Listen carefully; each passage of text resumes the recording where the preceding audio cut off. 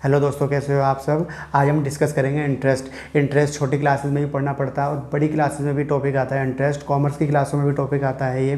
Business math वगैरह में भी इंटरेस्ट टॉपिक होता है और आप जो भी प्रोफेशनल एग्ज़ाम देते हैं वहाँ भी इंटरेस्ट का टॉपिक होता है, जैसे सीए हो गया, सीएमए हो गया, सीएस हो गया। तो ये इंटरेस्ट जो है ना सबसे इंपॉर्टेंट टॉपिक है। आज इसके ऊपर डिस्कस करते हैं। अच्छा, इंटरेस्ट क्या होता है पहले इंटरेस्ट समझ लें। Interest is a form of income या return. Interest is a form of return. Interest एक कमाई का रूप है। जैसे आप लोन देते हो तो आप जो उस लोन पे कमाई आएगी वो इंटरेस्ट होता है। पहले एक बात समझ लें आगे बढ़ने से पहले। इंटरेस्ट के पीछे आप एक लॉजिक समझिए। इन्वेस्टमेंट का एक रूल है कि जब आप इन्वेस्टमेंट आपसे क्या कहता है, अब आप पैसे को इन्वेस्ट करेंगे तो उस पैसे की परचेजिंग पावर कम हो जाएगी। कैसे परचेजिंग पावर कम हो जाएगी? क्योंकि महंगाई बढ़ रही होती है। आज अगर मैंने ये टी शर्ट 100 रुपये की ख़रीदी है तो एक साल के बाद ये 100 रुपये की नहीं महंगी हो जाएगी। मान लो 10% अगर महंगाई बढ़ेगी तो ये 110 रुपये की हो जाएगी ये टी शर्ट। तो मुझे 10 रुपये ज़्यादा चाहिए अगले साल इस टी शर्ट को परचेज़ करने के लिए, क्योंकि अगर मेरे पास 110 रुपये एक साल के बाद मेरे पास 110 रुपये होंगे तो मेरी परचेजिंग पावर जो कि तो है ना तो वो घटी है और ना वो बढ़ी है। अगर मेरे पास 112 रुपये हो गए तो मेरे 2 रुपये बच जाएंगे, फिर कह सकता हूँ मैंने कमाई करी है। और अगर मेरे पास 108 रुपये हो गए तो मुझे नुकसान हो जाएगा इसमें। इसका मतलब मुझे फिर इन्वेस्टमेंट नहीं करनी चाहिए।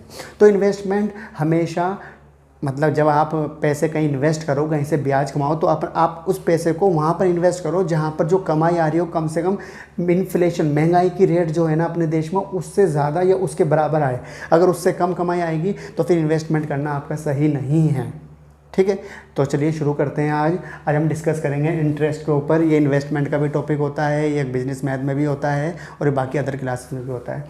इंटरेस्ट दो टाइप का होता है, एक होता है सिंपल इंटरेस्ट, एक होता है कंपाउंड इंटरेस्ट। सिंपल इंटरेस्ट में कोई प्रॉब्लम नहीं आती, आप सब जानते हो कैसे कैलकुलेट करना है। बट कंपाउंड इंटरेस्ट में काफ़ी ज़्यादा केसेस होते हैं। आज हम इन केसेस के ऊपर डिस्कस करेंगे कि कंपाउंड इंटरेस्ट के किस तरह केसेस हैं। हाँ जी, केसेस होते हैं। मंथली आपने सुना होगा, मंथली कंपाउंडेड या half yearly compounded, yearly compounded, quarterly compounded.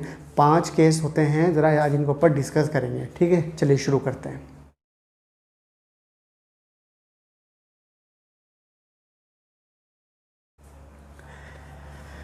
पहले हम डिस्कस करते हैं सिंपल इंटरेस्ट पे। सिंपल इंटरेस्ट जिसे हम SI बोलते हैं, सिंपल इंटरेस्ट SI, या खाली आप इसे I भी कह सकते हो। I इसका फॉर्मूला याद करो आप, P into R into T. P को R और T से इंटू करो, आपका इंटरेस्ट आ जाएगा। और अगर आपको अमाउंट निकालनी है, अमाउंट फॉर्मूला होगा principal plus interest. What is amount, what is interest, ज़रा समझते हैं कि एग्जाम्पल के साथ। फॉर एग्ज़ाम्पल, आपने किसी को लोन दिया या लोन आपने किसी से लिया, प्रिंसिपल है 1000 रुपीज़, रेट उसने कहा है मैं रेट चार्ज करूँगा 10% पर एनम, एक साल का 10% है। आपने कहा है 2 साल के लिए मुझे पैसा उधार दे दो, टाइम हो गया 2 ईयर्स। तो पहले आप इंटरेस्ट कैलकुलेट करो। इंटरेस्ट का फॉर्मूला होगा P into R into T. P की वैल्यू 1000, R 10% और T 2 ईयर। अच्छा, कुछ स्टूडेंट क्या करते हैं R/100 लिखते हैं, कोई ज़रूरत नहीं है। R परसेंटेज फॉर्म में ही होती है, परसेंट का मतलब ही 100 होता है। ठीक है, आप ज़रा से सोल्व करो, इसी से कैलकुलेट करो। 100 हो गया, 100 का 2 से इंटू करो, 200 रुपये आपका इंटरेस्ट आ गया 2 साल का। 1000 पे 200 रुपये 10% के हिसाब से 2 साल का इंटरेस्ट आया। और आपको कितने पैसे रिटर्न करने पड़ेंगे 2 साल के बाद, कितना कर्जा हो गया आप पे, ये अमाउंट है P प्लस I। तो क्या करना है आपको, 1000 प्लस 200 इक्वल टू 1200 रुपीज़, ये आपका अमाउंट आ गया। समझ आया? एक बात ज़रा आप गौर से और सुनिए। आपका मैंने अमाउंट का फॉर्मूला क्या बताया आपको, P प्लस I। ठीक है, P प्लस I की वैल्यू क्या है, PRT। सही है, यहाँ से P कॉमन ले सकते हो आप, तो क्या बचा 1 प्लस RT। आप इस फॉर्मूले से भी क्वेश्चन को सोल्व कर सकते हो डायरेक्ट। अगर मैं क्वेश्चन में बोलूँ आपसे कि डायरेक्ट अमाउंट निकालो तो आप ये फॉर्मूला भी अप्लाई कर सकते हो डायरेक्ट, तब भी आपका आंसर आ जाएगा। देखते हैं कैसे ये फॉर्मूला अप्लाई होगा। इससे डायरेक्ट आपका अमाउंट आ जाएगा। ज़रा amount equal to P bracket में 1 प्लस RT। P की वैल्यू 1000, 1 प्लस R की वैल्यू 10/100 और T की वैल्यू 2 ईयर। इसे आप सोल्व करो, काटो। देखो ये 1/10 हो गया या 2/10 हो गया, ये क्या हो गया, ये हो गया आपका 2/10। 2 को 10 से डिवाइड करो, क्या आएगा 1 + 0.2, राइट। इसे इसमें ऐड करो तो क्या हो गया, इक्वल टू 1000 इंटू में 1 + 0.2 हो गया, मल्टीप्लाई करो 1200 आ गया। समझ आया आपको? ये डायरेक्ट मैंने यहाँ पे अमाउंट कैलकुलेट कर दी है, ठीक है। ये आपका सिंपल इंटरेस्ट था। इस सिंपल इंटरेस्ट में मैं तो आपको यही कहूँगा कि आप इस फॉर्मूले से सोल्व करें या इससे भी कर सकते हैं जो आपको अच्छा लगे, ठीक है। आपको हो सकता है किसी क्वेश्चन में टाइम मिसिंग होगा, तो फिर इंटरेस्ट की वैल्यू दी होगी, ठीक है। जैसे एक क्वेश्चन समझते हैं, क्वेश्चन है ₹2500 यील्ड मतलब यहाँ पे इनकम है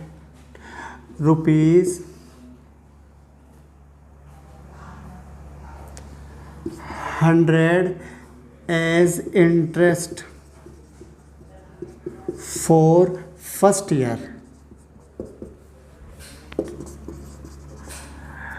कैलकुलेट रेट ऑफ इंटरेस्ट। आपको रेट ऑफ इंटरेस्ट कैलकुलेट करनी है, तो मैंने आर नहीं दिया है इसमें, पी है 2500, यील्ड इनकम इंटरेस्ट है आपका, इंटरेस्ट आई है आपका ₹100 और फर्स्ट ईयर मतलब टाइम हो गया 1 ईयर। तो आप फॉर्मूले में पुट करो सारी वैल्यू, P × R × T।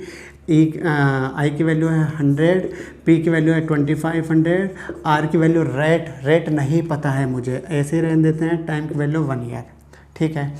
इसको मैं इधर डिवाइड में ले आऊँ तो R = आ गया 100 / 2500। आप इसे सोल्व करो, 2 0 से 2 0 गए, 1/25। ये कैसी रेट है, बड़ी समस्या है। आप इस रेट को सोल्व करने के लिए टेंशन ना लो, इसको 100 से इंटू कर दो और सोल्व कर दो। 100 से क्यों इंटू कर रहे हैं, क्योंकि रेट ना परसेंटेज के फॉर्म में लानी होती है। 100/25, 25 से काट दो, इसे 1 का मल्टीप्लाई करो 100, तो आपकी रेट कुछ ऐसे आ रही है 100/25 मतलब 4%। अब आई समझ, आप 2500 का 4% निकालोगे 100 ही आएगा। समझ आया आपको? तो इस तरह से आपको ये क्वेश्चन सोल्व करने हैं। आप अपनी बुक खोलिए, एक्सरसाइज करिए, इसकी कंप्लीट कीजिए। आप जो कॉमर्स में पढ़ते हैं, बीकॉम कर रहे हैं, उनके में मैथमेटिक्स में एक चैप्टर होता है बिजनेस फाइनेंस, उसमें इंटरेस्ट के 2 एक्सरसाइज हैं। फर्स्ट एक्सरसाइज है सिंपल इंटरेस्ट, ये ऐसे करनी है आपको, और सेकंड एक्सरसाइज है कंपाउंड इंटरेस्ट। तो आज हम कंपाउंड इंटरेस्ट को देखते हैं कैसे करेंगे।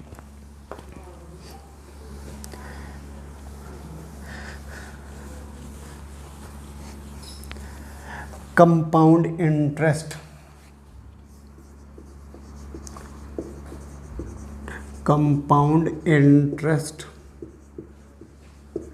इसको हम CI से नाम से जानते हैं।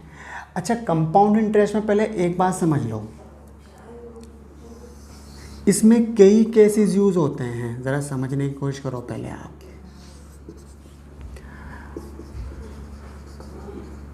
Compound yearly, compound half yearly, compound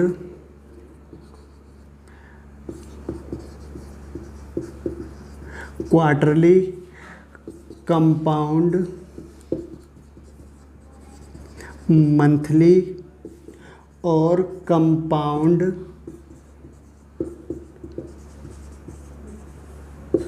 continuously.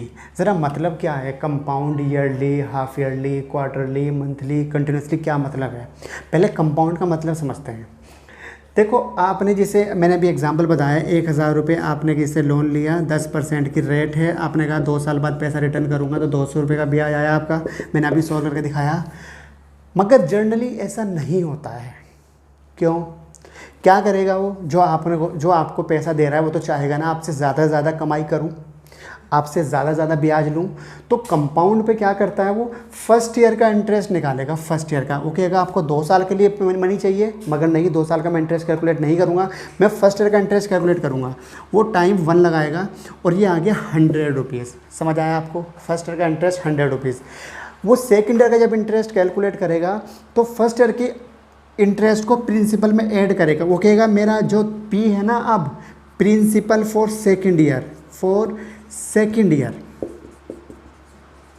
Principal for second year हो गया 100 प्लस 1000 प्लस 100 इक्वल टू 1100। क्यों?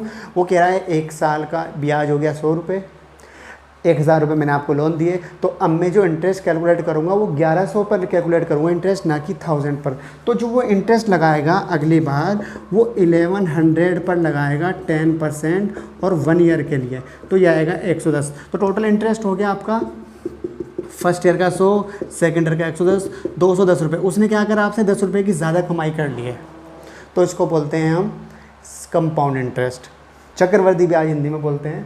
ये कंपाउंड इंटरेस्ट 210 रुपये, 10 रुपये की ज़्यादा कमाई कर ली है। ये था ईयरली कंपाउंडेड। क्यों? क्योंकि उसने 1 साल का इंटरेस्ट निकाल के फिर जोड़ा है, तो उसे ईयरली कंपाउंडेड बोलते हैं। अगर वह कहें नहीं मैं 1 साल का वेट नहीं करूँगा, मैं तो 6 महीने का इंटरेस्ट निकाल के जोड़ता जाऊँगा, तो इसका मतलब वो 6 महीने का इंटरेस्ट निकालेगा, फिर जोड़ेगा, फिर 6 महीने निकालेगा। इस तरह से वो 2 साल के लिए 4 बार इंटरेस्ट कैलकुलेट करेगा। वो ज़्यादा कमाई करना चाहता है आप पे, ज़्यादा ब्याज लगाना चाहता है। तो जब 6 महीने के हिसाब से कैलकुलेट किया जाता है तो उसे हाफ ईयरली कंपाउंड बोलते हैं।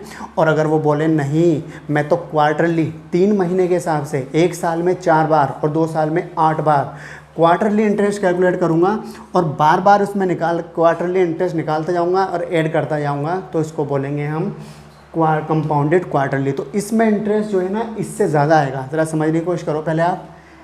इसमें सबसे कम आएगा 210, कंपाउंडेड हाफ ईयरली में इससे ज़्यादा इंटरेस्ट आएगा ईयरली से, और क्वार्टरली में जो है ना वो हाफ ईयरली से भी ज़्यादा आएगा।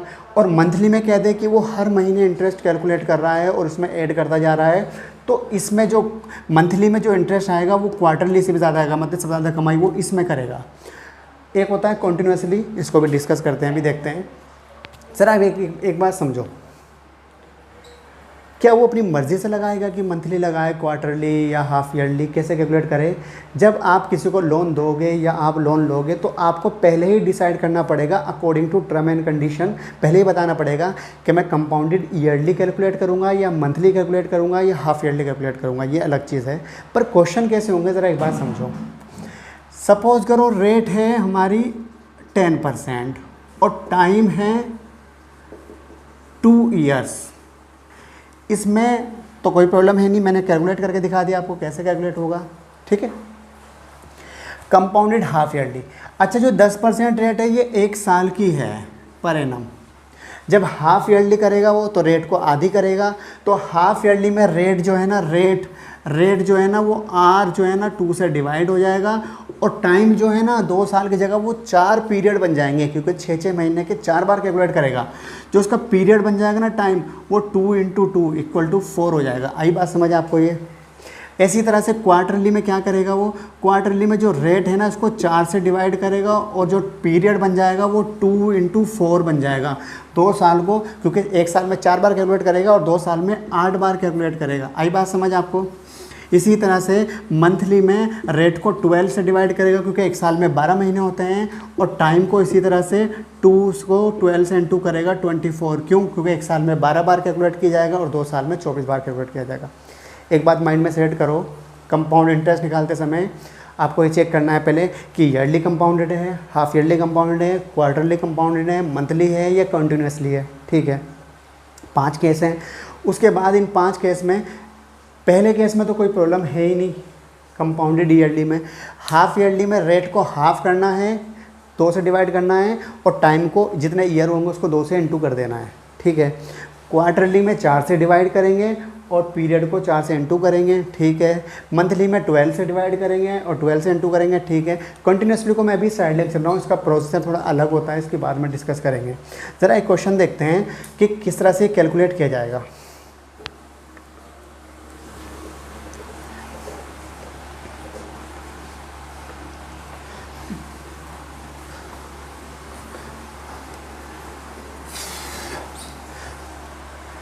ज़रा क्वेश्चन ध्यान दो आप। प्रिंसिपल है 1000, रेट है मान लेते हैं 10% पर एनम, और टाइम है 2 ईयर्स। इसी तरह से 4 ईयर्स का भी कैलकुलेट कर सकते हो आप। मैं 2 ईयर्स का कैलकुलेट करके दिखा रहा हूँ आपको। कंपाउंड इंटरेस्ट का फॉर्मूला याद करो पहले तो आप। कंपाउंड इंटरेस्ट का फॉर्मूला होता है ए इक्वल टू पी ब्रैकेट में 1 प्लस आर की पावर एन। एन का मतलब मैं एन यूज़ करूँ या टी यूज़ करूँ, बात एक ही है। मैं टाइम भी बोल सकता हूँ, मैं एन भी बोल सकता हूँ। मैंने एन बोला है क्योंकि टाइम तो ईयर्स में होता है और जबकि हमारा पीरियड तो मंथ में भी आ सकता है ये, ठीक है ना, इसलिए मैंने एन यूज़ करा है। आर स्मॉल लगा दिया मैंने यहाँ पे, कोई फ़र्क नहीं पड़ता ज़रा। पी का मतलब प्रिंसिपल, ए का मतलब अमाउंट। अगर आपको इंटरेस्ट कैलकुलेट करना हो तो उसका फॉर्मूला होगा ए माइनस पी, ठीक है। आपको ये 2 फॉर्मूले याद करने हैं। ज़रा आगे बढ़ते हैं, सॉल्व करना शुरू करते हैं। ज़रा ध्यान दो। केस 1, इफ कंपाउंडेड ईयरली, वैसे मैंने कैलकुलेट कर दिया है, दोबारा कर देता हूँ। ए इक्वल टू पी कितना 1000 पी 1 प्लस आर की power N, P 1000 1 plus R 10%। 10% को आप 10% है और पावर है 2 क्योंकि एन है 2 ईयर्स, ठीक है। 1000 ये 10% को आपको पॉइंट में लेना है। जैसे 10% है तो 10/100 या फिर आप इसे लिख सकते हैं 0.1, ठीक है। तो 1 प्लस 0.1 का स्क्वायर हो गया, तो ये हो गया 1000। 1.1 का स्क्वायर, 1.1 का स्क्वायर करो आप, 1000 1.1 का स्क्वायर करोगे 1.21 आएगा और आपका आंसर आएगा ए इक्वल टू 1.21 का स्क्वायर इंटू करो 1210 1210। और अगर आपको इंटरेस्ट निकालना, मैंने फॉर्मूला बताया था A minus P, 1210 minus 1000 equal to 210। आइए समझ आपको ये बात, इस फॉर्मूले से आपको कैलकुलेट करना है। चाहे वो 20 होगा तो यहाँ 20 रख देना है आपको, 20 ईयर्स के लिए, 20 ईयर्स के लिए होगा 10 होगा 10 रख देना, ठीक है। केस 2 के ऊपर डिस्कस करते हैं। इफ़ कंपाउंडेड हाफ ईयरली,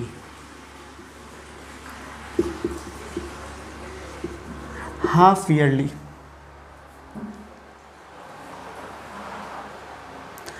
अगर आपका हाफ ईयरली कंपाउंडेड है, मैंने बताया था अभी आपको, रेट को हाफ कर देना है और पीरियड को 2 से इंटू कर देना है, ठीक है। ज़रा रेट को 10 को 2 से डिवाइड करोगे और इसे 2 से इंटू करोगे तो ये हो गया आपका 4। इसे डिवाइड करोगे तो ये आएगा 5%। 5%, जैसे मैंने 16 में से कहा था आपको वैसे ही करो। 5/100, 5 को 100 से डिवाइड करोगे 0.05 आएगा। तो ये आ गया आपका 1 प्लस 0.05, 1 में ऐड करो 1.05 का 5 की पावर 4, इसके 1.05 की पावर 4 करो, इसे 4 टाइम इंटू करो आप। 1.05 ये आ रहा है आपका ए इक्वल टू 1000 इंटू में 1.21551, इतना आ रहा है आपका। आप इसे इंटू करिए तो आपका ये आएगा 1215.151। आप माइनस करो इसमें से, तो जब आप इसमें से माइनस करोगे इसको तो आपका इंटरेस्ट आ जाएगा 215 रुपये 51 पैसे। देखो पहले आया था 210, अब आया 215, बढ़ गया है। अच्छा, अगर ये कंपाउंडेड हाफ ईयरली की जगह ये होता कंपाउंडेड क्वार्टरली, कंपाउंडेड क्वार्टरली, तो क्वार्टरली कैसे कैलकुलेट करेंगे ज़रा देखो। मैंने कहा था क्वार्टर 4 होते हैं एक साल में, तो आपको 4 से डिवाइड करना है और 4 से मल्टीप्लाई। एक बात याद करो, जिससे डिवाइड करोगे उसी से मल्टीप्लाई करना है, ठीक है। 4 से आपको डिवाइड करना है और 4 से आपको मल्टीप्लाई करना है, 4 × 2, तो ये हो गया आपका 8। और 10 को 4 से डिवाइड करोगे तो 2.5 आएगा, 2.5%। तो इसी तरह से आप इसे सॉल्व करो। 2.5 का परसेंट से 2.5, ज़रा ध्यान दो आप, 2.5% का मतलब 2.5/100, 100 से डिवाइड करोगे 0.025 आएगा। ये क्या आएगा, 0.25 की पावर 8 हो गई। इसमें ऐड करो 1 में 1.025 की पावर 8, ठीक है। 1.025